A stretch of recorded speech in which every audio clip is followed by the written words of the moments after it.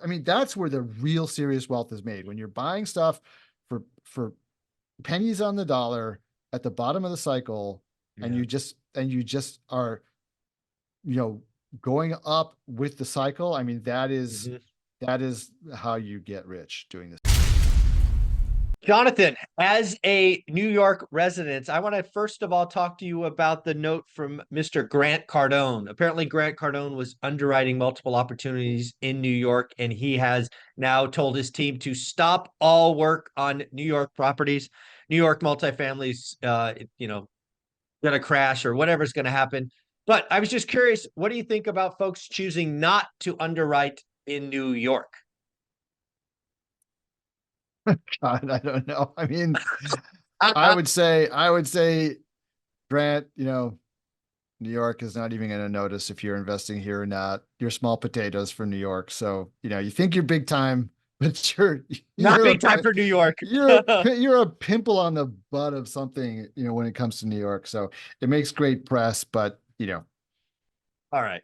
Um, nobody cares. But I would say, listen, I mean, and sort of, in all seriousness, though, it is tough to make money in New York. It always yeah. has been, and uh, the state legislature didn't make it any easier for people a couple of years ago by basically eliminating the way to get out of rent stabilized apartments. Yeah, I want to So talk about that because yeah, like I think it was I forget which bank it was. New York Bank, I think New York yeah, Bank Corp. yeah, yeah, They had to write down a couple of buildings and I think they were both rent stabilized. So I yeah. think so tell This is us. the issue. Yeah, this is the issue with that bank, that they have underwritten a lot.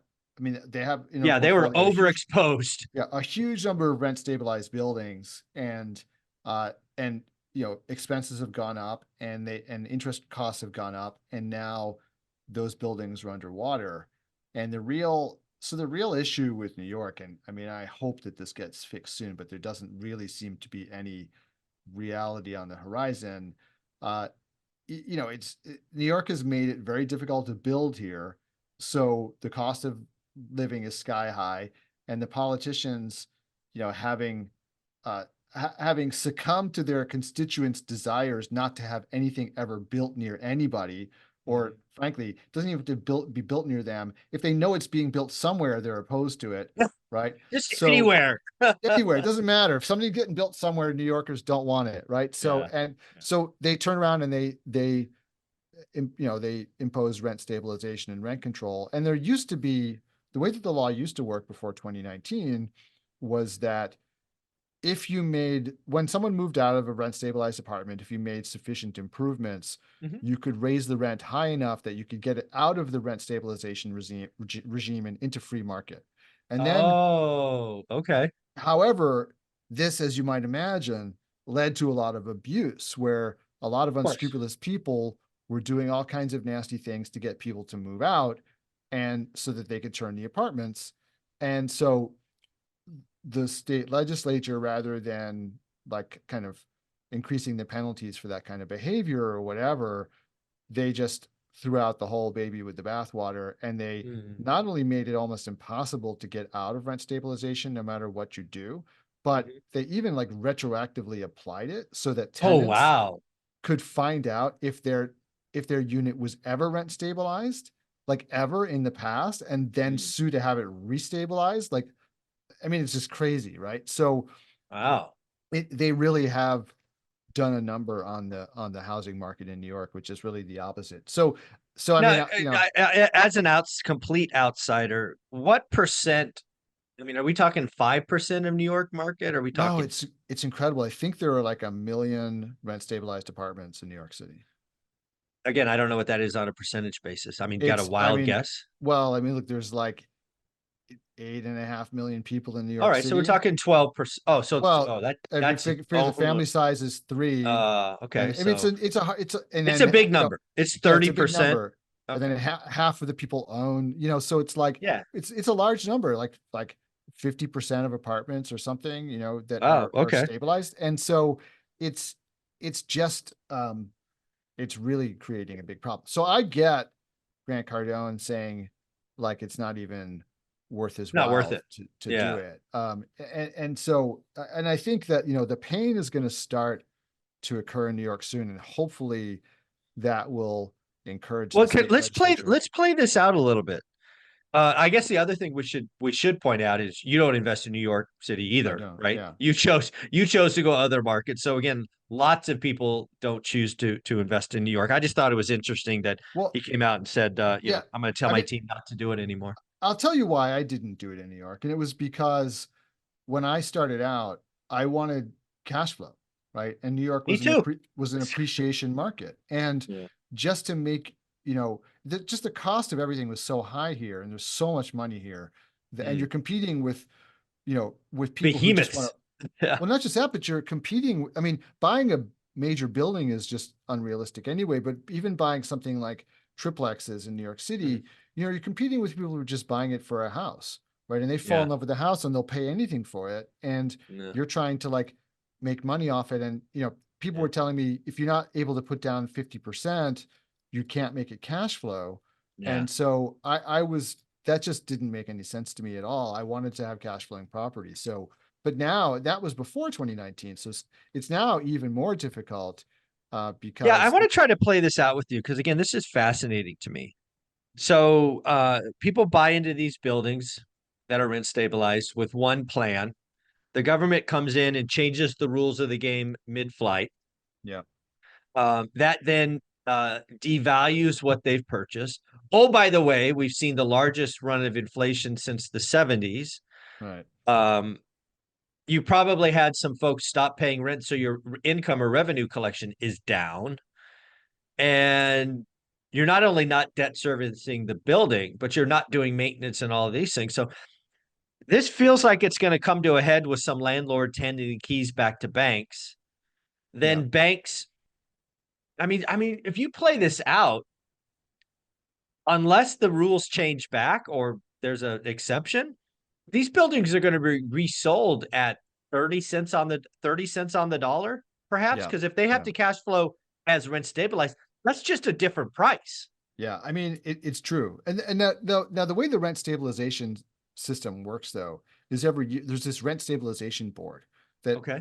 sets the amount of rent increases that can take place, Hmm. and so if you have a lot of inflation, then at least in theory they will raise that cap, and in the In theory, in in theory, theory, yeah. but I mean generally they do like it's Okay. historically been like 3% on average that they Oh, allow all people right. That's not bad. raise rent. So it's not like they can't raise rents at all. I think the problem is that a lot of the expenses, so it's two things, right? It's that old insurance rate hike. If people bought with floating rate debt, then they're screwed. But it's Oh, also yeah. that I think inflation was a lot more than 3%, and the Hmm. rents haven't gone up. And I don't, and they only meet once a year, that rent stabilization board, to decide on the rent hikes. So what we have been seeing supposedly, there's supposedly there are something like 60,000 apartments being held off the market because they're in such bad condition that it doesn't make sense to renovate them. Because what this is the really stupid thing that they Mm. basically capped the amount you could spend on a renovation for an apartment. So No. yeah, Yeah, yeah, no. What? Why? they basically, Why would they do that? because they who knows, I mean, so they that's like you can grade the apartment. What? yeah, they capped it I mean, you could spend whatever you want, but you can Hmm. only recoup $15,000 Oh, in I got it. rent Got it. increases, right? Got it. Okay. So Now so I you understand. and it's over a really long period of time too. It's not like you can get the 15,000 back this year. It's like Mm, you can get 15,000 back over 15 years. It's something moronic, right? right. Okay. Um, So so you the have a whole lot thing, of landlords with just shells that like, hey, not worth to remodel this one. We'll just keep it empty. yeah, I mean, and listen, frankly, I think that, the landlords are doing the Landlord Association just brought a case to the Supreme Court, which the Supreme Court bounced. Because Yeah, listen, this is well, they declined to hear it, right? I read yeah, that over because the this is weekend. like, it's completely within the state's power to do Yeah, this. This is like a it's classic a federalism state issue thing. that, Yep. so if the state wants to be stupid, the Supreme Court is not going to stop them. But the thing is This that, state wants to be stupid. The Fed's not gonna. That was good. I mean, listen, Sorry, it's the that was fact of the funny. matter. But I'm funny even when I'm not. I'm funny when I'm not trying to be, and then when I'm That trying to be, was it doesn't work. hilarious. Um, but so the landlords association here has been kind of wasting a lot of time on stuff like lawsuits Mm. rather than doing what I think they should be doing is like they should be putting out a lot of like publicity campaigns, like showing the condition of some of these apartments and like how much it's going to cost to renovate them, and then just making the case like, you know, like what would you do, like Mr. Mhm. Average New Yorker? Like, would you spend $100,000 or $200,000 Yeah. to get this apartment into shape when the state of New York tells you you're only allowed to recoup $15,000 of your investment? And look how crappy this is. Would anybody want to live here? I mean, Right. I've seen some of these apartments that people live in because they're paying ridiculously low rent and they don't want to give it up. But the Mhm. landlords don't make repairs because they they can't afford to. Yeah. It's insane. So Yeah. I the whole thing is so ass backwards, and Well, if New I York wants to be stupid, there's probably good reasons Grant and others don't want to invest there. yeah, Also, appreciation versus cash flow. So it makes complete sense to me. I actually want to switch gears to Ken McElroy. okay, Ken McElroy, I think we've talked about him before. John Bird's Real Estate Consulting, which is an analyst firm, which I deeply respect, has put out some numbers that I think are actually, frankly, saying Ken McElroy's right. So what is Ken McElroy right? Ken McElroy is basically saying that the next 2 years are going to be painful. There's going to be losses absorbed. But if, like him, like you, Jonathan, didn't get stupid and buy bad deals on short-term bridge debt the next 2 years, you're going to have buying opportunities.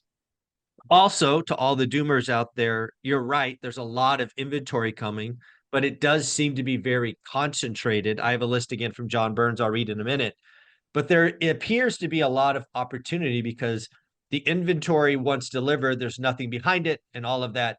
So could be great buying opportunities for the next 2 years as we unjuggle or unwrap the pain from stupidity, and the inventory will cap or peak in 2025. So we could be set up for great buying opportunities and some appreciation thereafter. What do you think?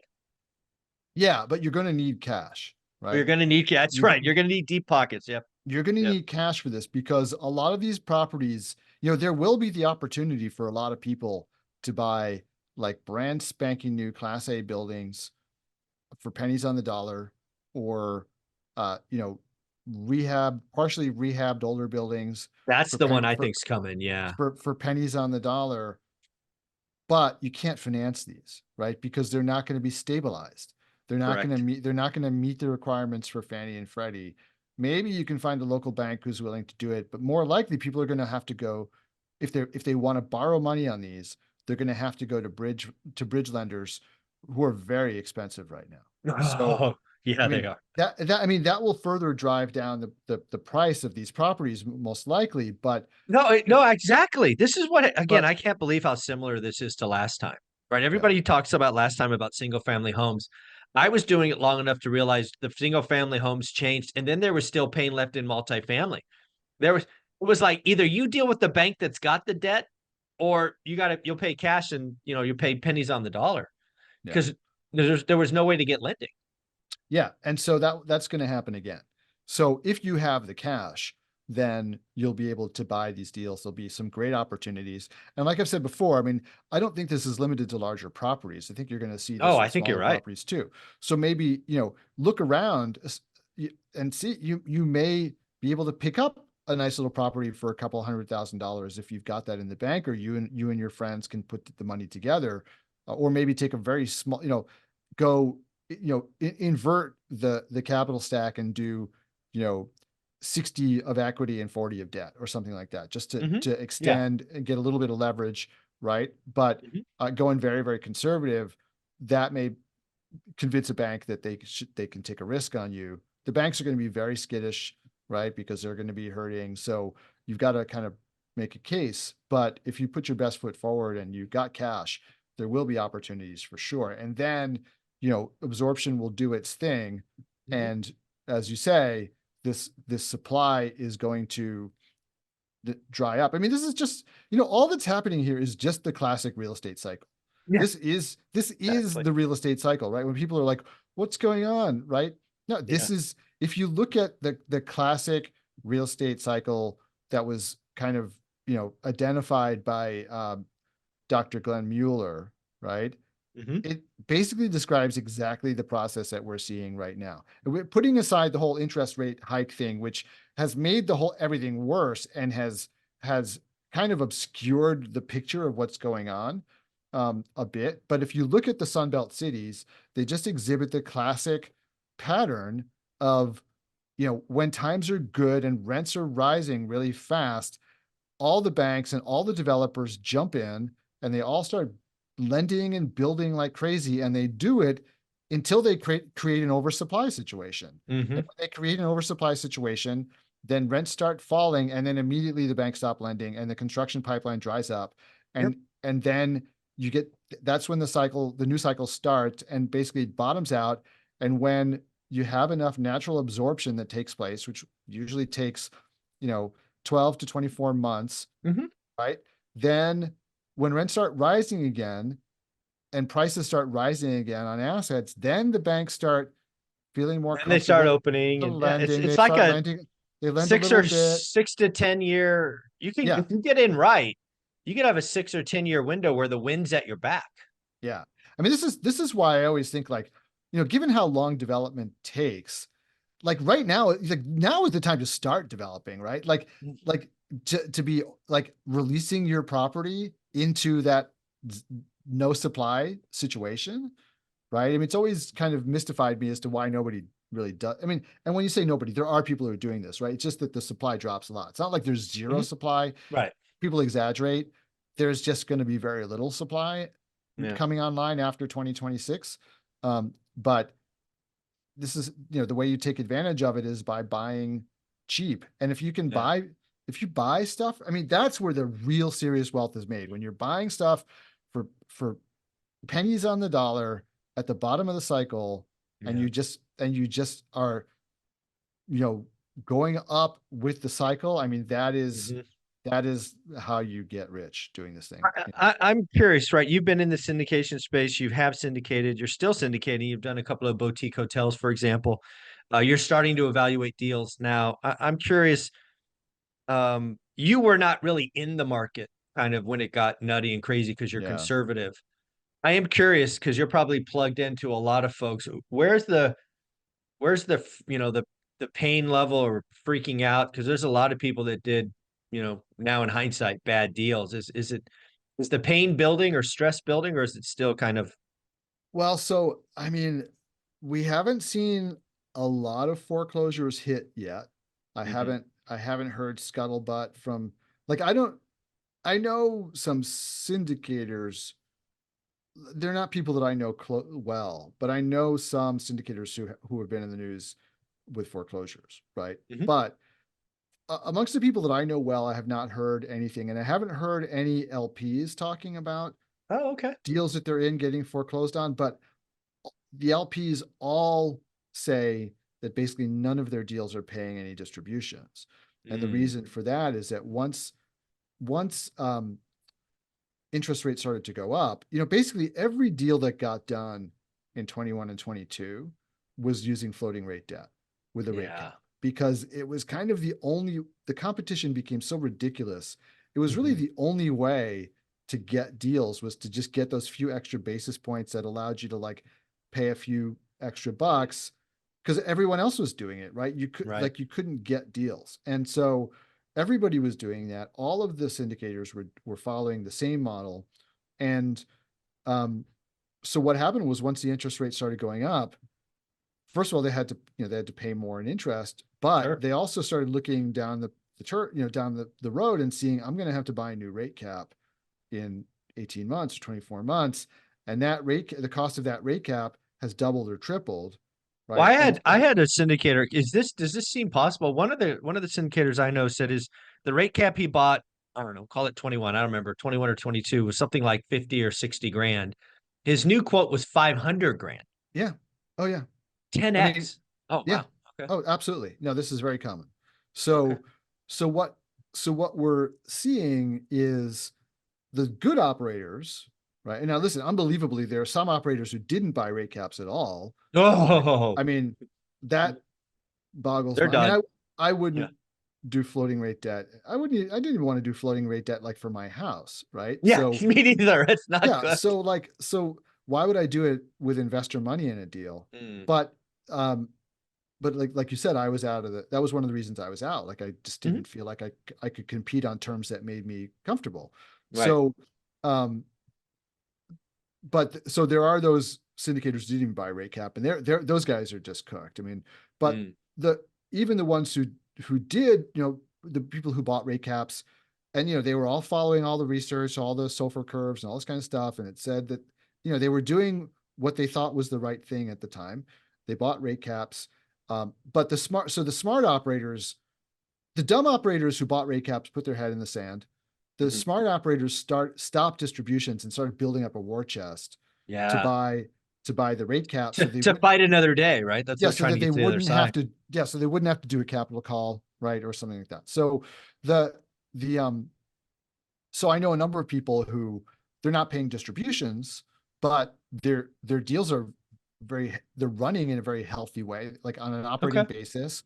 They're very profitable, but they're Are you not hearing making a lot about capital calls? I mean, because you can stop distribution, then there's capital calls, then there's kind of lose your money. Yeah. You know, So there are deals with capital calls out there. And again, there's a variety of capital calls out there, right? There is the Hail Mary capital call, which mhm. is not going to help and you shouldn't participate in it, right? If the operator doesn't have a really uh, thought out plan for how exactly the capital call is going to bridge the gap to get How are we going to be on the better after this? Yeah. right. What does the capital call get you?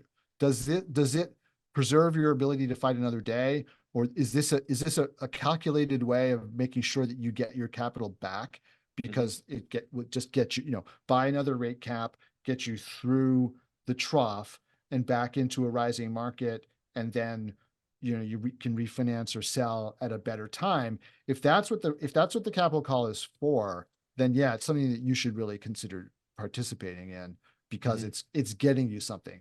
But there are other people out there making capital calls who are the problem is they're not good operators, right? So on an operating base, it's not if the capital call is because you've got a good operator who's having trouble because of the way that the debt market changed, Mhm. that is a different situation than a capital call by a bad operator, right? Yeah. Someone who's like the property operations are not working because they don't know what they're doing. That Right. is good money after bad. So there's a big distinction between the two, right? So if you're getting capital calls, you really need to dig in to to why you're having the capital call. And the good operators are really treating this like a new capital raise all over. I mean, they're really selling it to their investors, saying that this is why we need the capital call. This is why we need you to participate. This is what we believe is going, is the benefit of having the capital call. The good operators will also tell you, like, look, if we didn't think the capital call was going to, help this deal survive, then we would just be honest with you and say, look, the best option here is just to hand the keys to the Yeah. bank Let it and go. Yeah. minimize the loss. Like we're not going to ask you to put more money in to a deal that can't be helped. So a good operator will tell you that. A bad operator is not going to tell you that, right? Um, but yeah, what I'm seeing is uh, some capital calls, but a lot of deals from good operators that are just building up war chests and not making distributions. So Yeah. Yeah. It's going to definitely be interesting to kind of see this unwind. Kind of an off-wall question that just came to me is do you think at the end of this pain cycle, which I still think has a couple of years, do you think the government gets involved and new regulations come in? Because again, these are all quote, at least most of them are accredited investors. Do you think there's enough squawking and pain where the rules change or not really? I mean, I'll tell you what I'm a little concerned about Okay. is that the accredited investor definition has not been indexed to inflation, and it hasn't changed Ah, since yes. like 1980 or something, and or 1990. It's been a really long time. Yeah. So essentially they have just left the definition in place for such a long time that if it had been indexed to inflation, pretty much 2/3 of the people who are now accredited would not be accredited. Well, let me play this out for the audience. So again, I think it was actually like 1983 or 86 or something. Yeah. The accredited investor came out. There's a couple of ways, but we'll just say net worth of $1 million, not including your primary home. That was the last change they made, apparently, was that it used to include your house, Yeah. and then they changed it to exclude your house. So they But did change yeah, that. But other than that, they left the income and net worth requirements in place. right. And so right now, if you have an income of $200,000, you're accredited, but if it were indexed to inflation, it would take an income of $600,000, right? Yeah. So Yeah. so And then essentially, $1 million becomes $4 million, yeah, right? It's a very I think different game it's or three or whatever. something, but yeah, Yeah. but not including your primary residence. Right. And so I mean, listen, I think that the whole accredited investor definition is like a really ham-fisted way to try to decide who understands the risks of these investments. Maybe Hmm. the thinking originally was that, well, look, if you make enough money, you can afford to lose. Yeah. And Yeah. and You make enough money, we don't care about you. Go do whatever the heck you well, want. yeah, you can afford it. So we're just not gonna worry about trying to determine whether you're, Would you like some super. kind of test? I mean, are we going that direction? Is that what you're thinking? I don't know, but I think we could go in that direction. And I'll tell you why I think that might happen. Because the if the whole idea of having an accredited investor status in the first place is to kind of like protect people from themselves, Right. um, then that's not the only way to do it, right? Hmm. Just Hmm. and the other thing is that, the not just real, I mean, you and I focus on real estate, so that's all we Hmm. think about, but the entire startup Yes. economy is dependent on this as well, right? So Hmm. if you were to suddenly say that, well, 2/3 of the people who are currently qualified to invest in a startup can't do it anymore, the whole startup economy is over. And Yeah. the whole point of the Jobs Act in 2016 was to make it easier. They weren't thinking about real estate. They were Hmm. thinking about startups. They were to make Yep. it easier for startups to raise money, because startups are like the job creation Hmm. engine of the Hmm. economy. So they wanted to make it easier for people to raise money for startups. So raising the accredited investor definition without doing anything else would just basically wipe Yep. that off the map. And so, or just put it in the hands of Wall Street, right? Which is the other thing that scares me, because I'm sure Wall Street would be very happy to have the accredited investor definition Yeah. changed so that they could be the only ones who get all the money to do this kind of private Yeah. investing. Private equity So so banking. Yeah. so the so that could be a pressure on the SEC as well, like all the banks, whispering in the SEC's ear, like, these people can't take care of themselves. You need to protect them, right? Yeah. And so that could happen. But I think if the if the definition is changed without some alternative basis for becoming accredited, I think they would just wipe out that whole ecosystem. Mm. So that's why I think that potentially they might not, or if they do change the definition, what they'll do is create some kind of test to allow Got it. people to prove that they're accredited without having the income, the $600,000 of income, because that's just a very, very small number of people. Yeah. Well, folks, at the end of the day, I think it makes perfect sense why Grant Cardone and others don't invest in New York. I do think there are some people that will be picking up some rent stabilized apartments for cheap, cheap, cheap if they don't change the rules, because that math just doesn't work. It Yeah. just doesn't work. Also, I like Ken McElroy, what he's saying, because I think there's a lot of opportunity to do the work. Jonathan, if somebody wanted to get in your world, see what's going on, where would they go? Yeah, so these days, I'm really focused on LinkedIn. Facebook, they change their algorithm so much that people can join my group and comment, and I don't even see it anymore. Oh my So gosh. yeah, they killed a good thing there. So, but I'm very active on LinkedIn. I post a lot. I comment a lot. You can directly engage in a conversation with me on LinkedIn, which is great. So just come and look for me on LinkedIn and Very cool. connect with me there. Jonathan, you're amazing, man. Thanks, and we'll talk next week. Thank you. Mhm.